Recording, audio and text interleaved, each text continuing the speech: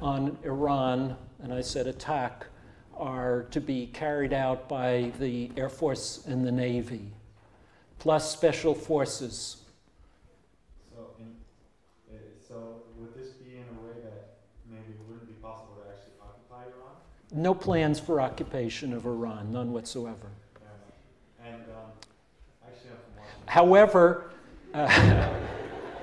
However, there are plans to use special forces to, in conjunction with organizations that have been designated as terrorist organizations by the State Department, the Mujahideen al-Khalq,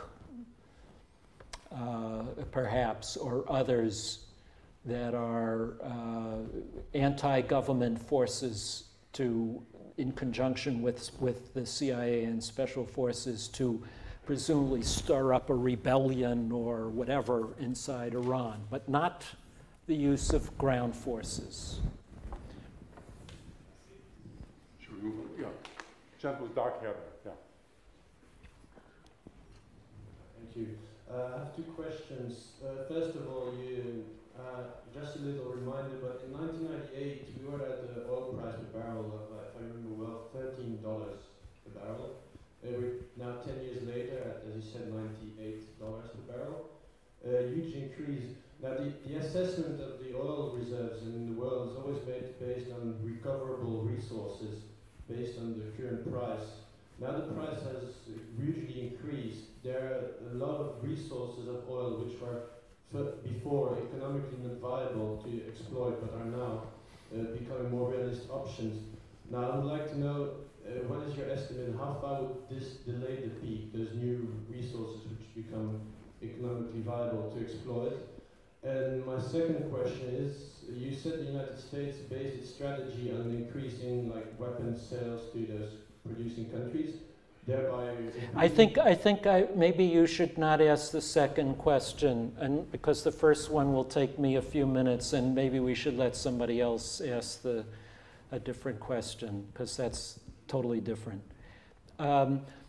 Since that time, we've learned a whole lot more about calculating oil reserves. So first of all, there's a lot of reason to believe that the calculation of oil reserves in many of these countries has been artificially inflated. So right now, the estimate of BP is that there is about 1.2 trillion barrels of recoverable, of proven reserves. But it may be that a third of that is inflated, for example, in Saudi Arabia and Kuwait and other countries. It may not be recoverable even at current high prices because of damage to the oil fields or they were fake. So we don't know whether there really is that much oil left on one side of the equation. On the other side of the equation, it's certainly true that Canadian tar sands at this price are certainly available. However, the environmental damage to produce those is phenomenal. It's catastrophic. And to do so requires a great deal of natural gas, which is becoming increasingly scarce in its own right, and water, which is becoming scarce because of global warming, is necessary as well. So it's very unclear whether Canada will permit the tar sands to be produced, even though it's economically viable. There are environmental reasons why they may not be. And this is true of all of these resources. Global warming is going to make a lot of this very difficult. The most promising reserves in the United States are in the deep waters of the Gulf of Mexico, and precisely in the area where the worst hurricane phenomena are likely to occur. It's possible, but they will also be subjected to higher levels of hurricane damage as the waters heat up. So the answer to your question is the oil companies are not investing nearly enough I mean, this is the conclusion of the International Energy Agency. They're simply not gambling on this. So the oil may be there, but don't count on it. Don't count on it. I wouldn't count on it. I think that we're going to have to move on because we have to go to the second part. We could take one very short question. The gentleman there, yeah. Very short, huh? Well, it's me who has to be short, yeah, well, not him him. short. Maybe he'll list the short. The question is, if it gets more likely to have a confrontation on oil that is left, why it doesn't get more cheap, or why doesn't it get cheaper to actually switch to, well, unconfrontational energy sources, because they become relatively cheaper then, right? Like renewables, where you don't really have so many conflicts about? This is a good question, and I mean, you'd have to spend a little time in the United States and China, I think, to truly grasp the answer to it, is because we've created a society where it's not so easy to convert. If you've, most Americans in the past 5 years have bought an SUV or a pickup truck.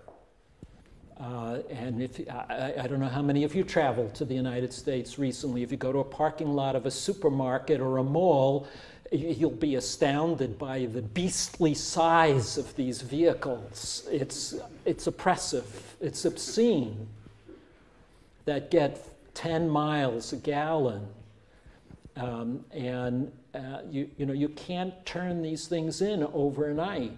And they need liquid fuels, and people live 50 miles from their place of work. So it's going to take a transformation of society, not just of fuel, to get us out of this predicament. That's the US side. On the Chinese side, we have a catastrophic, suicidal, insane decision by the Chinese Communist Party to make automobiles a pillar of their industrialization and to subsidize petroleum fuel for the middle class. And so China is destined to become, in the next 5 years, the world's biggest automobile market. This is catastrophic. And how do you turn that decision around?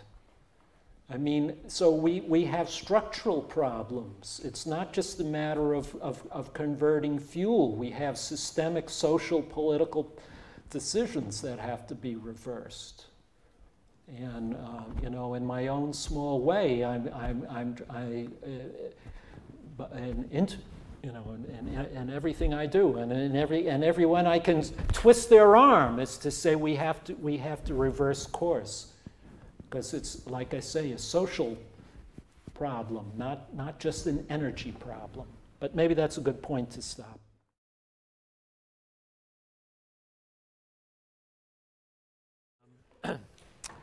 So I was